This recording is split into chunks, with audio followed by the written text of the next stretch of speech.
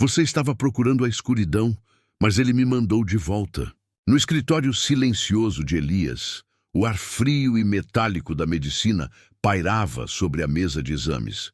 O coração dele, um cientista cirúrgico, ainda lutava contra o trauma da perda quase consumada. Ele observava a ressonância magnética de Clara, buscando o dano cerebral que explicaria o evento, o gatilho. Mas o que o destino trouxe de volta não foi apenas um corpo fragilizado. Foi um conhecimento impossível. Foi então que a menina de 5 anos ergueu os olhos, cortando o silêncio.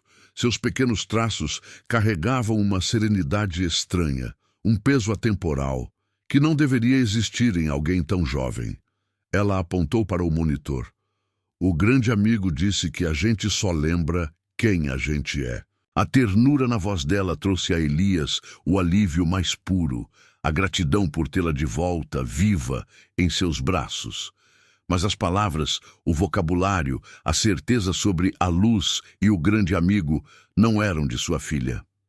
Eram de algo que a havia tocado no limite da vida. A barricada lógica de Elias, construída por anos de ceticismo científico, começou a ruir. Ele sentiu o medo frio da incerteza de ter salvo o corpo dela, mas perdido a mente para um mistério que não podia diagnosticar. O choque se tornaria terror na manhã seguinte ao ver um diagrama geométrico perfeito, o mapa do silêncio, riscado no vidro embaçado do seu carro. Isso é coincidência ou algo além? O mundo de Elias era forjado em aço inoxidável e certezas frias. Ele era um renomado neurocientista, um homem cuja vida se media em dados, gráficos de atividade cerebral e a lógica irrefutável do mate. Seus dias eram ritmados pelo som seco das teclas do computador e o cheiro de ozônio de seus equipamentos médicos. Ele era o porto seguro da família, a âncora racional de Marina, sua esposa, uma mulher de fé tranquila e sorrisos largos, e o farol seguro para Clara, a filha de 5 anos, cujo mundo era feito de giz de cera e imaginação sem limites. A normalidade foi estilhaçada não por um pesadelo ou uma visão fantástica, mas por um som oco, um ruído de madeira que cede. Era uma tarde de sábado. A luz filtrada pelas venezianas desenhava listras. Marina soltou um grito rasgado, um som primal que Elias, mesmo com anos de estudo sobre a reação humana ao estresse, jamais havia ouvido. Ele correu e viu Clara sob a massa de livros e madeiras. O silêncio que se seguiu ao caos foi o mais aterrorizante que um pai pode experimentar. Nos 160 segundos seguintes, o tempo não se moveu em segundos, mas em eras. Marina, paralisada em pânico, cobria a boca, os olhos arregalados de horror. Elias, contudo, o cientista, reagiu. Cada compressão era uma súplica mecânica, um confronto direto entre a biologia e o desejo de não perder. Ele sentia o cheiro de poeira e o toque frio da pele dela. Naquele breve lapso, o corpo de Elias havia trazido sua filha de volta da fronteira. A intervenção salvou-lhe o corpo, mas o evento que mudaria tudo aconteceria uma semana depois. Nos dias que se seguiram, a casa foi envolvida por uma paz artificial, um pacto silencioso de que a vida voltaria ao normal. Elias, no entanto, não conseguia descansar. A obsessão do médico suplantava, a causa e o efeito eram o oxigênio de sua mente. Ele precisava de uma anomalia na imagem para poder explicar e finalmente esquecer. Foi no consultório de radiologia, enquanto Elias revisava as complexas imagens em preto e branco do cérebro da filha, que o mundo lógico desabou. Clara estava sentada ao seu lado, balançando as perninhas na cadeira alta. Ela não demonstrava o medo ou a confusão esperada. Havia nela uma serenidade nova, um olhar profundo que parecia analisar o P. A voz, um sussurro suave que mal rompeu o silêncio da sala, carregava o peso de um conhecimento milenar, uma certeza que desafiava sua idade. Papai, disse Clara, apontando para a tela do monitor com o dedo minúsculo, você estava procurando a escuridão, aqui, nesse monte de cinza. Elias parou de respirar. Sua mão pairava sobre o mouse. Mas ele me mandou de volta, o grande amigo. Ele disse que no instante antes de a gente ir para a luz, a gente não morre de fato. A gente só lembra quem a gente é. A afirmação foi o primeiro golpe no universo ordenado de Elias. Não havia traços de fantasia infantil, nem a empolgação da invenção. Era um relato, direto e inquestionável. Elias sentiu o suor frio. Ele tentou de imediato racionalizar. Seria uma alucinação pós-traumática, uma resposta dissociativa do organismo. Mas a calma de Clara resistia a toda a sua teoria. O tom da casa alternou entre a ternura do convívio familiar e o estranhamento crescente. Clara começou a desenhar compulsivamente. Não eram figuras de princesas ou animais. Eram sequências de diagram. Ela os chamava de o mapa do silêncio, dizendo que eram as formas que as coisas tomavam quando não precisavam de palavras. Os desenhos, feitos em guardanapos, na areia do parquinho e até nas páginas de seus livros, eram estranhamente coerentes, quase como uma linguagem técnica que ela dominava instintivamente. Elias tentava manter a fachada de ceticismo, explicando a Marina que aquilo era apenas um mecanismo de defesa, uma externalização do medo da morte. Mas suas palavras soavam vazias até para seus próprios. Certa noite, ele passou horas procurando na internet por síndromes raras, por manifestações neurológicas que pudessem justificar a habilidade de Clara. Ele encontrava apenas artigos sobre matemática superior ou física quântica. O detalhe inquietante que o convidou a continuar, no entanto, veio de forma sutil, quase um sussurro visual. Era uma manhã cinzenta, a uma semana daquele dia no consultório. Elias se preparava para ir. O desenho estava ali, perfeito e simétrico. Clara não havia chegado perto do carro. Ela ainda estava na cozinha tomando café. Por um instante, o renomado cientista, o homem que confiava apenas na matéria e na prova, sentiu um arrepio que não era de frio. Era o arrepio da incerteza, o primeiro tremor que anunciava que o universo dele estava prestes a colapsar e que a chave para a nova verdade estava na ponta dos dedos de uma criança de 5 anos.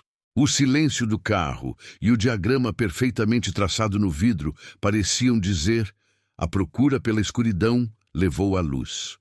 E agora, o jogo de gato e rato entre a fé e a razão estava oficialmente aberto. O mundo de Elias não seria mais o mesmo. O diagrama gravado no vidro embaçado do carro era um prenúncio silencioso. Para Elias, a pessoa no centro da experiência não era apenas um desenho, era uma invasão. Sua mente, habituada a decifrar a arquitetura complexa do cérebro, agora lutava contra uma forma que parecia vir de uma dimensão que ele havia se recusado a reconhecer. A força que se opunha à tranquilidade da família não era apenas a memória da filha, mas o próprio método científico que ele usava para protegê-la. A intensificação emocional se concentrou no lar. O silêncio da casa, antes um alívio, tornou-se um campo de batalha.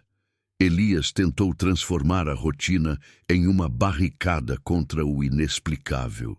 Ele revisou as leituras de atividade cerebral de Clara diariamente, buscando a falha, o delay elétrico que explicaria a memória como um defeito, um complexo transtorno de estresse pós-traumático mascarado pela imaginação infantil. Seu laboratório pessoal, com o cheiro asséptico de álcool e eletrônicos, era sua fortaleza, o último bastião de sua fé na lógica. Marina, por outro lado, vivia a alternância natural de emoções de forma oposta. Ela sentiu alívio pelo fato de a filha ter retornado e, gradualmente, passou a ver no relato de Clara não um sinal de Lô. Enquanto Elias via a angústia na precisão dos desenhos, Marina via a esperança e uma calma que havia retornado aos olhos da filha. Os olhares entre o casal eram carregados de dúvidas não ditas. Marina questionava o rigor excessivo do marido, e Elias duvidava da leveza com que a esposa aceitava o que era, para ele, a negação da realidade. As primeiras provas, contudo, eram coerentes e progressivas, minando a resistência de Elias. Certo dia, enquanto folheava um artigo científico sobre o processo de parada cardíaca e o desligamento sequé, "Papai", ela sussurrou, a voz ainda com a doçura de seus 5 anos.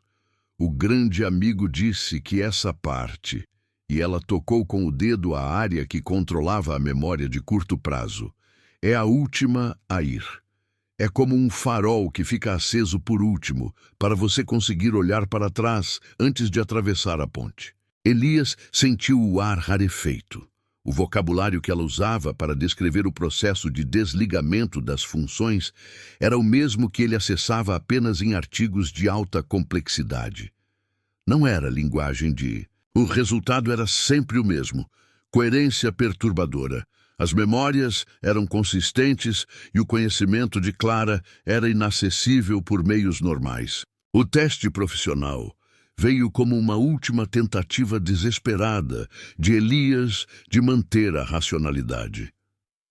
Ele introduziu a doutora Lúcia, uma psicóloga infantil indicada por seu próprio círculo acadêmico. Lucy. Durante semanas, Lúcia conduziu sessões de terapia na presença dos pais, observando a menina brincar com bonecas e descrever seu breve encontro com a fronteira da vida. Os relatórios da doutora Lúcia, contudo, só fizeram a angústia de Elias aumentar. Após semanas de observação, o diagnóstico foi claro. A criança era perfeitamente sã, sem traços de desordem de estresse. O carrossel emocional atingiu um patamar decisivo. Marina sentiu alívio, uma validação de que sua filha estava inteira, não quebrada. Elias, por outro lado, viu sua tese ser desmantelada pelo seu próprio método. Se a mente da filha estava sã, a origem do relato só poderia ser a verdade. A tensão crescia na forma de silêncios tensos no jantar, olhares de dúvida e a insistência de Elias em refazer exames de sangue, buscando qualquer marcador biológico que justificasse o inexplicável.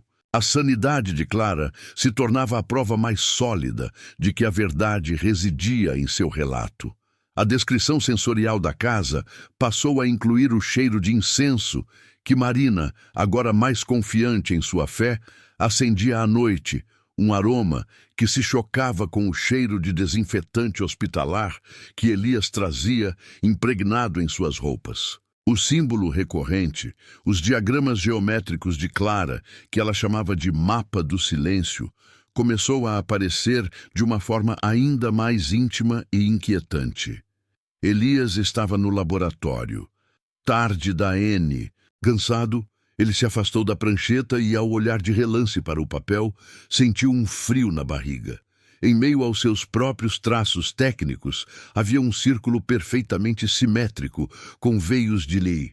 Era um erro do lápis, uma mancha, mas parecia ter se manifestado em seus próprios esboços, invadindo seu trabalho, como se o conhecimento cósmico estivesse se manifestando dentro de sua fortaleza científica, dizendo que a resposta não estava no cérebro, mas além dele. O tremor de incerteza se tornava um sismo.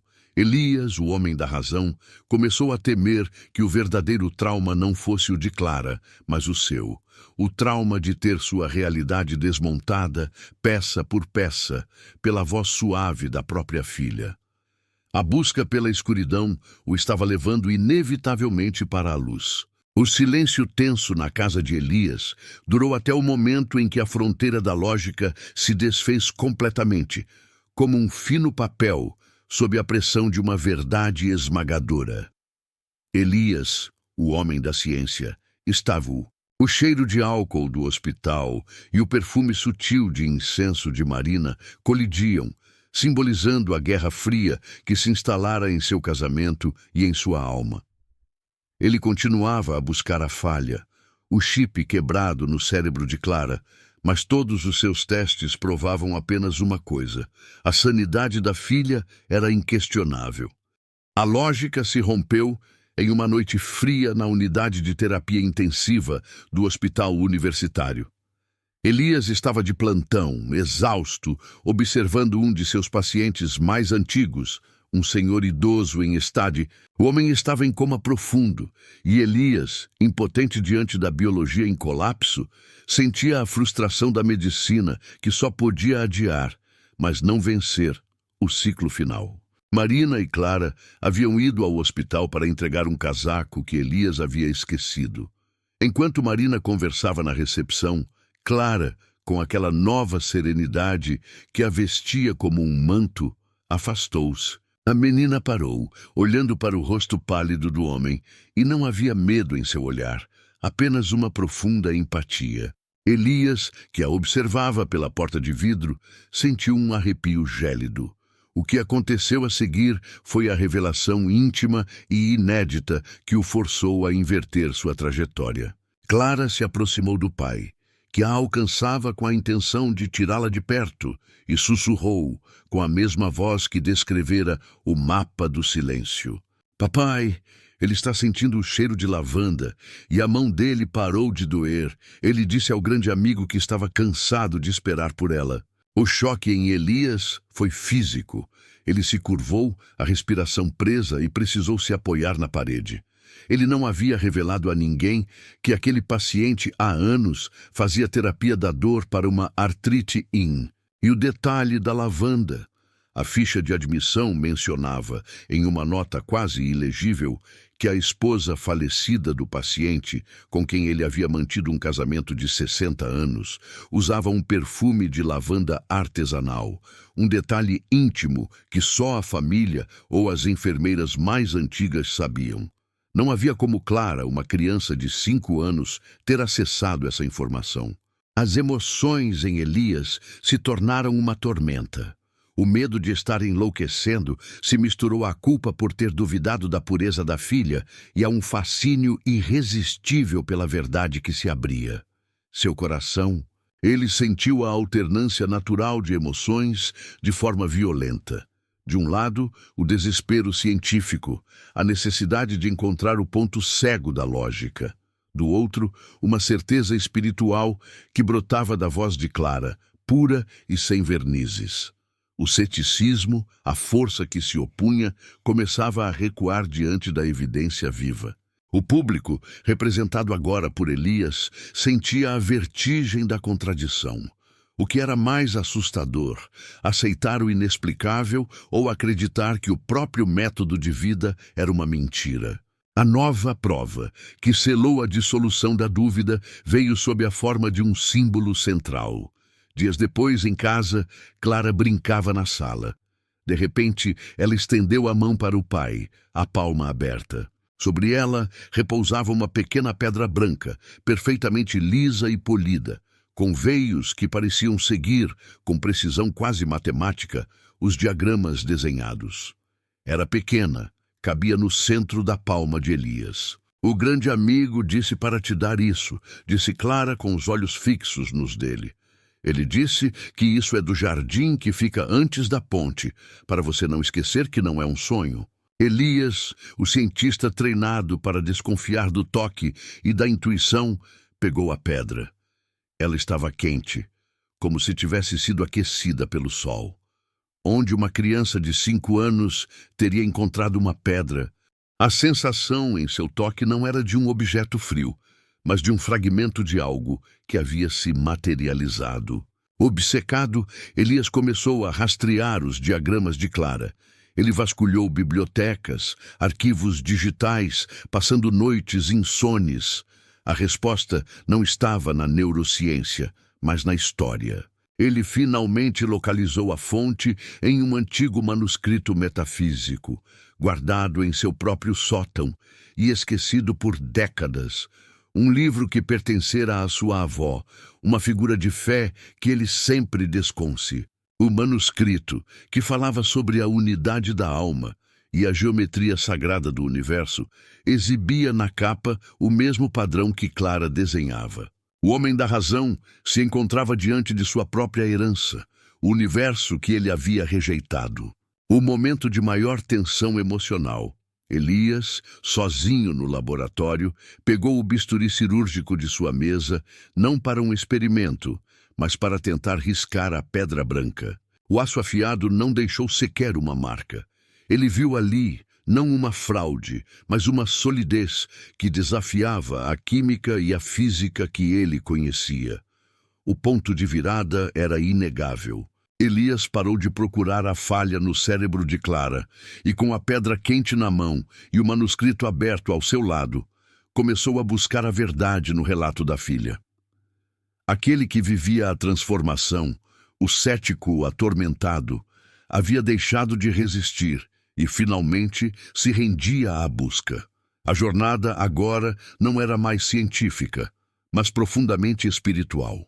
O destino de Elias era confrontar a verdade que ele havia passado a vida inteira tentando provar que não existia. O caminho de Elias, a pessoa no centro da experiência, havia se invertido. O homem que antes buscava a escuridão da falha cerebral, agora perseguia a luz da verdade, carregando a pequena pedra branca. A força que se opunha agora era a própria morte, que Elias havia passado a vida tentando adiar. Ele estava no limiar de um confronto final. O momento de maior tensão emocional irrompeu, onde o conflito entre a ciência e o mistério era mais intenso, o centro de terapia intensiva. Era uma noite de terça-feira, a hora fria e azul da madrugada.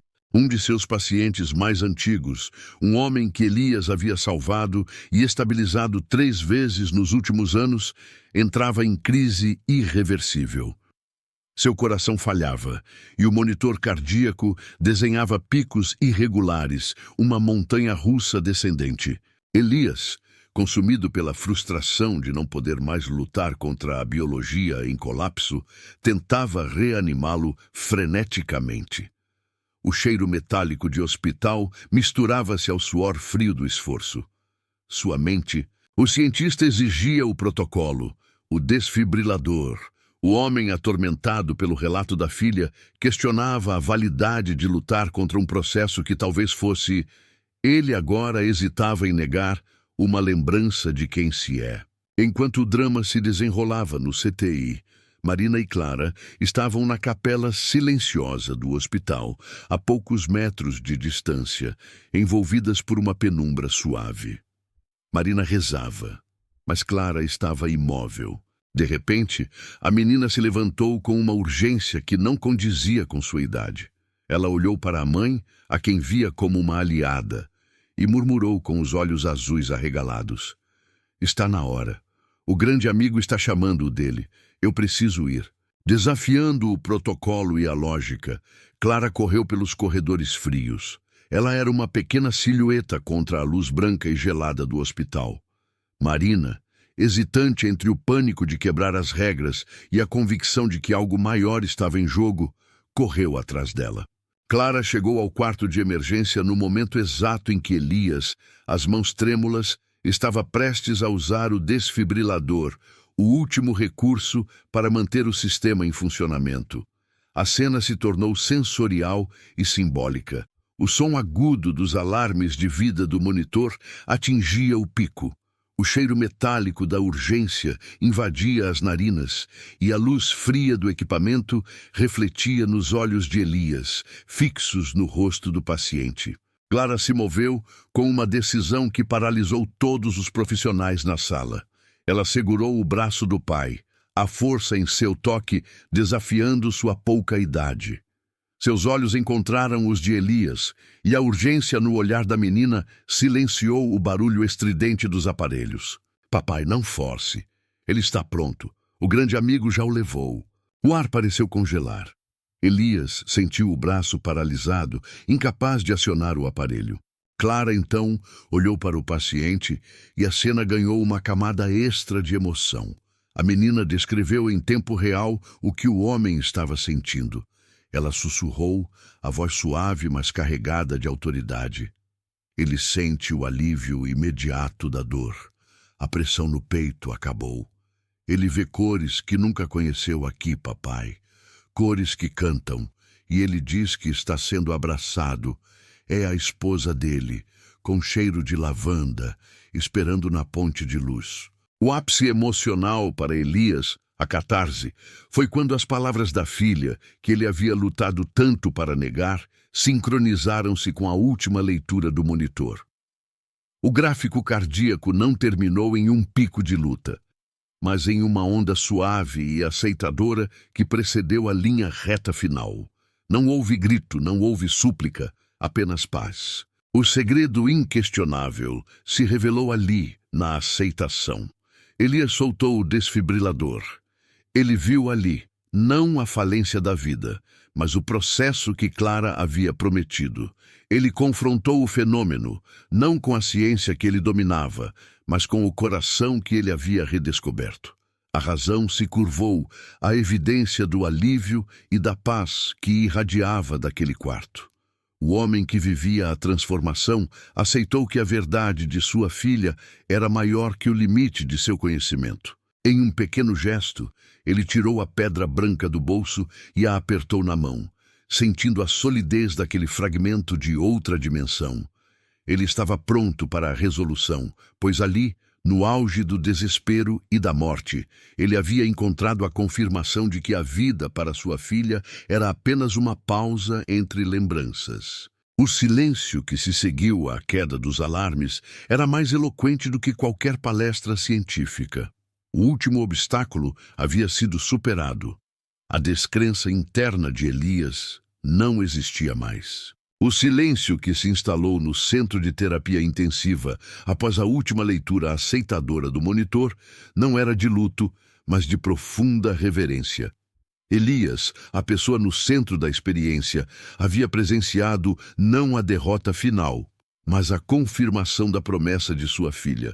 A força que se opunha, o ceticismo interno, estava finalmente silenciada, substituída por uma paz desconfortável, mas inegável. A resolução do conflito não veio com manchetes sensacionalistas ou uma conversão instantânea. Elias não publicou um artigo científico sobre a experiência de Clara, pois compreendeu que a verdade Ele criou um grupo de estudos interdisciplinar sobre o padrão de paz em relatos de EQMs, experiências de quase morte, buscando documentar com a mesma rigidez técnica o que a ciência materialista havia negado. Sua missão mudou de lugar, de guardião da lógica para um buscador rigoroso do mistério. Marina encontrou a paz emocional. Ela finalmente compreendeu que a vida da filha não era um milagre assustador, nem um trauma persistente, mas um presente de conhecimento. O medo que a havia paralisado após o acidente foi substituído pela leveza de saber que a vida de Clara era apenas uma parte de uma tapeçaria maior. Seu olhar para o marido mudou de dúvida para empatia, reconhecendo a dor daquele que vivia a transformação, forçado a abandonar a segurança de suas certezas. Em uma tarde silenciosa de outono, com o cheiro de terra úmida pairando no ar, Elias observou Clara brincar no quintal, sob a roseira que ele havia plantado no aniversário dela. A menina, a criança O pequeno gesto era um ato de aceitação, devolver um fragmento do além à terra, como se quisesse enraizar a nova verdade em seu mundo comum. Elias sentiu um nó se desfazer no peito. Ele viu ali, não a criança que havia voltado, mas a criança que estava livre para ir e vir, pois já conhecia o caminho de volta. O pânico de perdê-la havia dado lugar a uma compreensão suave de que a perda é apenas uma ilusão. Anos depois, Elias, agora um professor com os olhos mais gentis e a voz mais compassiva, encerrava suas palestras sobre neurociência da consciência não com uma prova, mas com uma pergunta. Seu novo laboratório não tinha mais apenas a frieza do aço. Havia livros de filosofia, arte e geometria sagrada. Ele projetava a imagem do desenho geométrico e da pequena pedra branca, o símbolo que ele jamais pôde explicar pela física ou pela biologia. Eu encontrei minha prova pessoal, ele dizia, os olhos percorrendo o público, mas a dúvida, a incerteza, é o combustível que nos move. A ciência nos diz o como. O que a minha filha me mostrou foi o porquê. E essa é uma resposta que cada um precisa encontrar sozinho.